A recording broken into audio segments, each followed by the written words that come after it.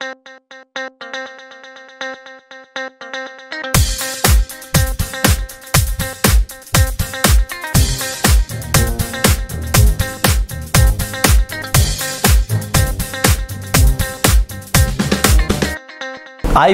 रणसंग्राम 2022 पर्व 15 पुन्हा एकदा तुम्हा सर्वांचं स्वागत करतो. मी निलेश आणि माझ्याबरोबर सुचरित. तुम्ही इतके दिवस हा कार्यक्रम बघताय. थोडंसं याच्यामध्ये ट्विस्ट आणणार होता, आपण थोडीशी आणखीन मजा क्रिएट करूयात आपण कार्यक्रमामध्ये. आता फॉर्मॅट थोडा आपण चेंज करतोय. असं आपण करणार आहोत की सुरुवातीला तुम्हाला मी एक फोटो दाखवणार आहे. म्हणजे एक बॅट्समन असा असेल की त्याची ती सिग्नेचर स्टाईल आहे, त्याचा तो सिग्नेचर स्ट्रोक आहे, त्याप्रमाणे तो मारतोय आणि त्याच्यामध्ये तुम्हाला ओळखायचं आहे की तो बॅट्समन कोण आहे. ऑब्व्हियसली चेहरा ब्लर असेल, जर कलर ड्रेस असेल तर त्याच्यावरती आपण थोडंसं काम करणार आहोत. तुम्हाला दिसेलच थोड्या वेळामध्ये. तर तुम्हाला मला सांगायचं की तो बॅट्समन कोण आहे आणि त्यांनी जो फटका मारलाय, तो शॉट मारलाय, त्याचा रिझल्ट काय झालाय. आऊट झालाय, 4 गेलेत का 6 गेलेत. लक्षात ठेवा, बॅट्समन ओळखणं सोपं आहे, पण तो बाउंड्रीवरती कॅच पण होऊ शकतो बरं का. त्यामुळे ते पण खूप महत्त्वाचं आहे. आणि ही सगळी उत्तरं तुम्ही कार्यक्रम बघत असताना आम्हाला खालती मेसेजमध्ये टाईप करू शकता. आणि जे विनर्स असतील त्यांची नावं तर आपण इथे अनाऊन्स करूच यात आणि त्यांना स्पेशल प्राईज देखील देणार आहोत. त्यांना आपण मॅच बघायला नेणार आहोत सरळ सरळ पुण्याच्या स्टेडियममध्ये. तर बघूयात किती लोकांचा याच्यामध्ये रिप्लाय येतात आणि किती लोक जिंकतायत. तर सुरू करूयात आजचा एपिसोड. पहिले तुम्ही पहा हा फोटो. या फोटोमधला बॅट्समन कोण आहे तुम्ही मला ओळखून दाखवा. आणि त्याने जो मारलेला फटका तुम्ही पाहताय, त्या शॉट नंतर त्याचा रिझल्ट काय असेल तेही मला सांगा.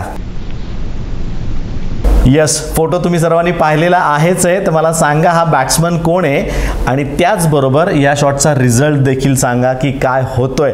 बाउंड्री आहे, षटकार आहे का तो आऊट आहे. Tricky isn't it? ट्रिकी तर आहे, पण एखादा हिंट दिलास तर. हिंट? अरे कशाला, तुला कशाला पाहिजे हिंट. एवढे वर्ष तू क्रिकेट फॉलो करतोयस. पण प्रेक्षकांसाठी आणि तुझ्यासाठी देऊयात. आत्ताच एक पिक्चर रिलीज झाला, त्यातला तो सुपर हिरो आहे. आय थिंक हे खूप मोठी हिंट दिलेली आहे मी. हीच हिंट बस आहे.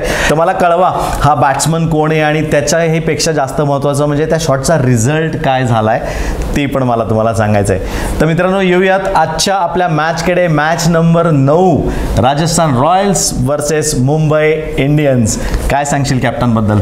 माझी आजची टीम आहे राजस्थान रॉयल्स आणि कॅप्टन आहे संजू सॅमसन. संजू सॅमसन हा उत्कृष्ट विकेटकीपर बॅट्समन तर आहेच, पण त्यांनी आता सिद्ध करून दाखवले की तो कॅप्टनशिप करू शकतो. आणि एकदम लेवल हेडेड, शांत स्वभावाचा आणि असा कॅप्टन आहे की जो सगळ्यांना एकत्र घेऊन छान टीमवर्क क्रिएट करू शकतो असं मला वाटतं.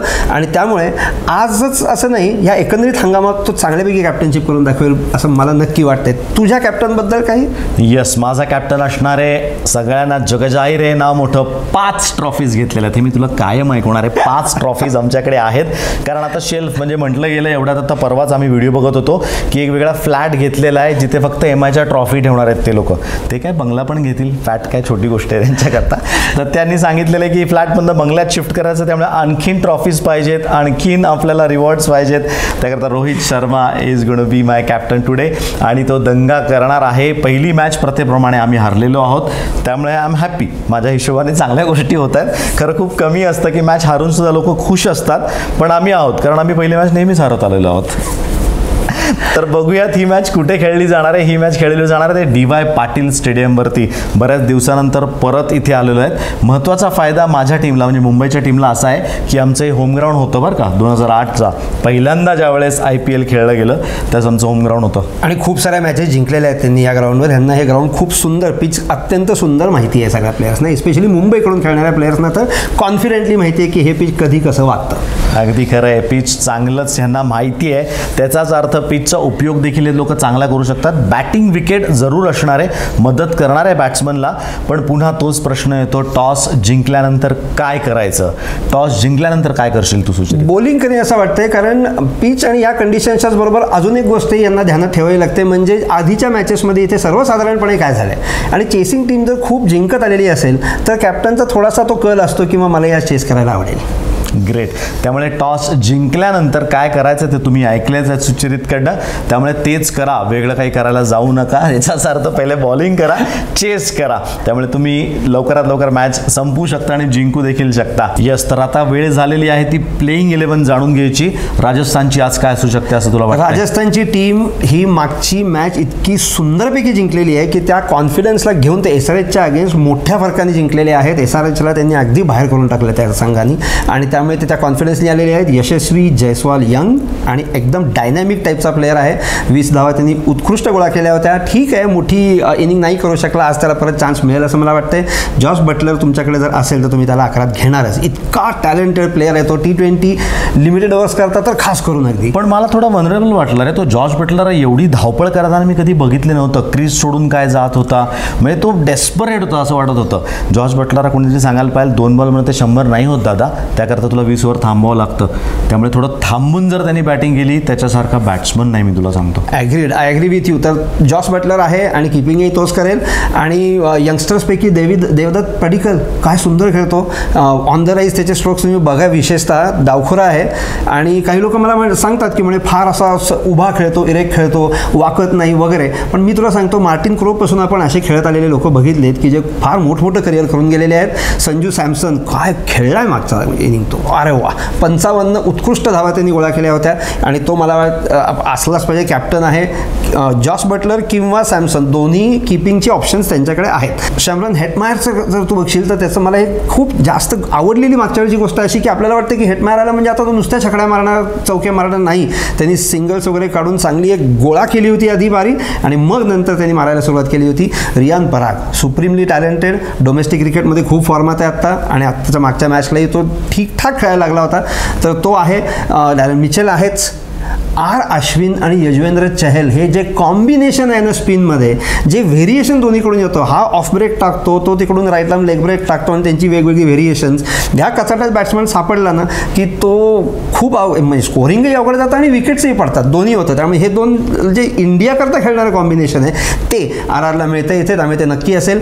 ट्रेंट बोल्ट न्यूझीलंडचा डावखुरा सुंदर टाकतो. त्यांनी 2 for 23 काढला होता मागच्या वेळेला आणि तो अजून चांगलं सुद्धा करू शकतो. आणि प्रसिद्ध कृष्णाने मागच्या मॅचमध्ये जे काही दाखवलं आहे ना, विल्यमसन आणि त्रिपाठी टॉप ऑर्डरचे बॅट्समन आणि तो जो काही मूवमेंट मिळत होता त्या पेसला त्याच्यावर त्यांनी काढलेत. अप्रतिम बॉलिंग केलेली आहे. 4ही ओव्हर त्यांनी टाकले आणि त्या 16 रनमध्ये काय पृथक्करण आहे. त्यामुळे तो नक्की असणार असं मला वाटतंय. तर ही साधारण RRची टीम असू शकते. आपण आत्ताच बघितलं तुझ्या टीमचं प्रेडिक्शन. त्यानंतर आता नवीन सेगमेंट परत तुमच्याकरता आम्ही घेऊन येतोय. याच्यामध्ये होणार असं आहे की तुम्हाला आम्ही एक फील्ड पोझिशन दाखवणार आहोत. मॅपवरती तुम्ही आता फोटो बघालच, त्यामध्ये सर्कल केलेली जी फील्डची पोझिशन असेल ती फील्ड पोझिशन तुम्हाला ओळखायची आहे आणि त्याच्यामध्ये सगळे राईट हँड बॅट्समन असणार आहेत.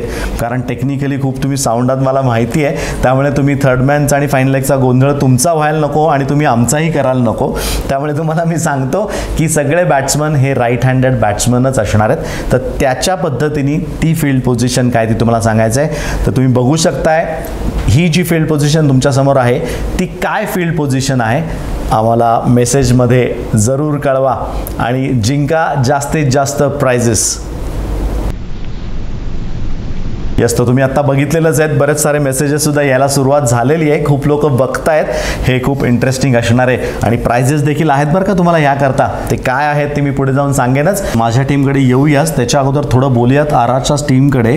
थिंक टँकनी यावेळेस खूप चांगलं काम केलेलं आहे. ते कमी पडत होते गोलंदाजीमध्ये, बॉलिंग त्यांची वीक होती असं म्हटलं जात होतं गेले 3-1 वर्ष. पण यावर्षी दोन्ही इंडियाचे स्पिनर्स घेऊन, ट्रेंट बोल्टला घेऊन त्यांनी तो सगळा जो बॅकलॉग होता तो भरून काढला आहे असं नक्कीच म्हणावं लागेल आपल्याला. त्यामुळे सुंदर साईड नक्कीच आहे चांगली. आज बहुतेक प्लेऑफ्सला बघायला मला आवडेल RRला यावर्षी. येऊया थोडं MIच्या साईडकडे. मुंबईच्या साईडकडे काय असेल आज 11 लोक. मुंबईला आम्हाला सर्वात मोठा दिलासा मिळालेला आहे, तो स्काय इज बॅक. येस, आमचा स्काय परत आलेला आहे. सूर्यकुमार यादव आज खेळणार आहे आणि त्या ब्लू जर्सीमध्ये दंगा देखील करणार आहे. पण ओपन जो करणार आहे तो रोहित शर्मा करणार आहे ईशान बरोबर. ईशाननी जबाबदारपूर्ण बॅटिंग केली होती. थोडंसं निघाल होती, थोडासा लागला होता बॉल त्याला पायाला जोरात, टो क्रशर ज्याला म्हणतात, अक्षरशः त्याच्या बोटावरती येऊन लागला होता बॉल. त्यामुळे पहिल्या 5-6 ओव्हर त्यांनी किपिंग देखील केली नव्हती. बट माझं बोलणं झालं आहे ही इज फिट नाव, तो खेळणार आहे म्हणून सांगितलेलं आहे त्यांनी. त्यामुळे तो ओपन करण्याला नक्की नक्कीच रोहितबरोबर. रोहितसाठी हे विकेट चांगलं आहे, कारण बॉल ज्या वेळेस बॅटवरती येतो तसे विकेट्समध्ये तो एन्जॉय करतो, त्यामुळे त्याला पेस आवडतो आणि ह्या विकेटला पेस आहे, त्यामुळे ही डेफिनेटली एन्जॉय बॅटिंग या स्ट्रीपवरती स्पेशली. त्यानंतर 3 नंबरला येणार तो स्काय, जे की मागच्या मॅचला कुठेतरी जाणवलं की कोणीतरी पाहिजे होतं ईशान बरोबर, त्यामुळे रन्स झाले होते बोर्डावरती, पण अजून 30-35 त्यात जर ॲड झाले असते तर चित्र वेगळं दिसलं असतं. त्याचकरता स्काय परत येतो आणि फिल्डिंगमध्ये पण खूप फरक पडतो. एक साईड जर तुम्ही त्याला सांगितलं ऑफ साईडला स्काय तू आहेस बाउंड्री लाईनवरती, तो सोडणार नाही, कॅचेस सोडणार नाही, बाउंड्री जाऊ देणार नाही, त्यामुळे महत्त्वाचं नाव त्याचं आहे. त्यानंतर आहे तिलक वर्मा. तिलक वर्माविषयी आपण बोललो होतो, 22 रन्स त्यांनी करून त्याची चुणूक दाखवली होती की मी काय करू शकतो, त्यामुळे त्याला नक्कीच चान्स मिळेल आणि द्यायलाच पाहिजे. नवीन टॅलेंट असं पाहिजे, डायनॅमिक बॅट्समन आहे आणि बिनधास्त बॅटिंग करतोय, जे की सर्वात महत्त्वाचं असतं. एवढ्या मोठ्या लीगमध्ये ज्यावेळेस तुम्ही आत्ता तरी प्रेक्षक कमी आहेत, 20% 25% आहेत, पण ज्यावेळेस हजारो लाखो प्रेक्षक तिथे असतात, त्यांच्यासमोर जाऊन बॅटिंग करू शकणारा मुलगा कोण असेल तर हा मला वाटतोय, त्यामुळे तो संघात असणार.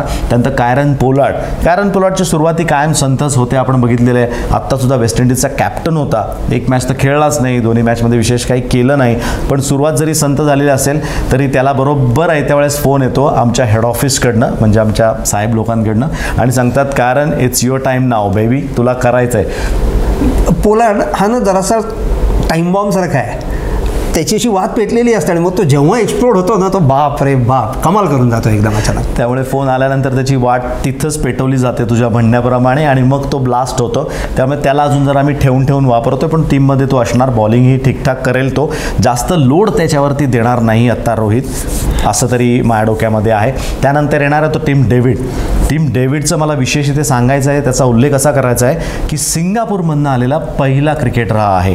मी खरं बघायला तो ऑस्ट्रेलियन बॉर्न आहे, पण सिंगापूरला शिफ्ट झाला आहे, तिथे राहतोय, तिकडचं नागरिकत्व त्याकडे आहे. तर IPLमध्ये खेळलेला पहिला सिंगापुरियन म्हणून त्याचं नाव घेतलं जातं. चांगली बॅटिंग करतो, 6-6.5 फूट आहे, म्हणजे बॅट खाली टेकवायची गरज नाही, ठमाठम देत असतो तो, त्यामुळे तो एक नाव महत्त्वाचं मला घ्यायचं आहे. त्यानंतर फॅबिन ॲलन संघामध्ये आमच्या असणार आहे, तोही एक महत्त्वाचा दुवा आहे या टीममधला.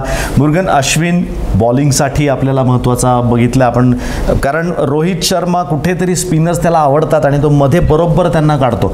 इतके दिवस त्याकडे अजून 2-3 ऑप्शन होते, त्यावरती बोलायला नको, पण जे आत्ता आहेत त्याच्यावरती बोलूया. तर तो आहे तो मुर्गन अश्विन.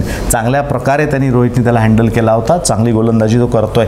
त्याच्या डोक्यात कसं असतं, बॉल जोपर्यंत वेट होत नाही ना तोपर्यंत त्याला बॉलिंग देऊन तो मोकळा होतो, त्यामुळे ग्रिप चांगली करता येते. त्यानंतर जो येणार आहे तो बुमराह, जसप्रीत बुमराह संघामध्ये असणार आहे. नवीन बॉल चांगला टाकणार आहे आणि मदतसुद्धा करेल. तो वाटलं तर बॅटिंग पण करू शकतो, पण तोपर्यंत वेळ येणार नाही आहे, पण बॉलिंगसाठीच आपण त्याला संघामध्ये घेतोय. बसिल थम्पी मागची मॅच देखील खेळला होता, ही पण मॅच खेळण्याची दाट शक्यता आहे, कारण बॉलिंग ऑप्शन तो आहे, तो बॅटिंग हे दोन्ही करू शकतो, त्यामुळे त्याला संघामध्ये स्थान दिलेलं आहे. त्यानंतर टायमल मेल्स म्हणून आमच्याकडे जो बॅट्समन आहे, बॉलर आहे, ऑलराऊंडरच म्हणेल मी त्याला, कारण त्याच्या संघाकरता तो तेच काम करतोय, पण बॉलिंगची जबाबदारी जास्त तो घेतोय, तेवढी चांगली गोलंदाजी तो करू शकतो. डॅनियल सॅम संघात असेल का नाही असं मला वाटतं, कारण खूप कुठला होता त्याला, ऑलमोस्ट 57 रन्स त्यांनी दिले होते आणि 4 ओव्हरमध्ये 57 म्हणजे थोडेसे 24 बॉलमध्ये 57 म्हणजे जरा जास्त वाटतंय. तुला काय वाटतं? येस, आणि ह्या फॉर्मॅटमध्ये ज्या लीगमध्ये ते खेळत आहेत ना, इथे स्कोरिंग जो दाबून टाकेल, खाली आणेल, तोच सगळ्यात महान बॉलर सर्वसाधारणपणे ठरतो आणि 57 फार होतं रे, खूप होत आहेत. त्यामुळे बहुतेक तो नसेल असं मला वाटतं, कारण ऑप्शन आपल्याकडे आहेत, आपण त्यांना ट्राय करायला हरकत नाही. येस, बघितल्यात दोन्ही टीम आपण कशा असणार आहेत. आता जाऊया टॉप प्लेयर्सकडे. RRचे तुला काय वाटतात? RRचे मला वाटते की संजू सॅमसन हा टॉप बॅट्समन ठरू शकतो. मागची तू इनिंग बघ, त्याला त्याचा तो मिडल ऑफ द ब्लेड आता नीट सापडलेला आहे आणि सर्वत्र तो आता स्ट्रोक मेकिंग करायला लागलेला आहे, त्यामुळे संजू सॅमसन हा टॉप बॅट्समन ठरेल. टॉप बॉलर आत्तापर्यंत बॉलिंग बघितलीस तू, RRची बॉलिंग खरंच चांगली आहे, व्हेरिएशन आहे, हे सगळं तर आहेच, पण त्यांच्याकडे हा जो यंगस्टर मिळाला आहे ना, प्रसिद्ध कृष्णा, इंडियाकरताही खेळला, चांगला खेळला आणि आता इथे सुद्धा तो फार छान करून दाखवत आहे. तो प्रसिद्ध कृष्णा त्याचा पेस आणि मूवमेंट दोन्ही करता मला वाटतं टॉप बॉलर ठरू शकतो. आणि टॉप ऑलराऊंडरमध्ये मी ह्या वेळेस म्हणणारे जॉस बटलर, कीपिंगही छान करतो आणि बॅटिंग तर तो इंग्लंड करता आणि याच्या आधीच्या हंगामांमध्ये आपण बघितलं इतका चांगला खेळलेला आहे आणि त्याला सूर गवसला की तो मोठे टोटल करून देणारच तुम्हाला. त्यामुळे जॉस बटलर हा माझा टॉप ऑलराऊंडर असेल.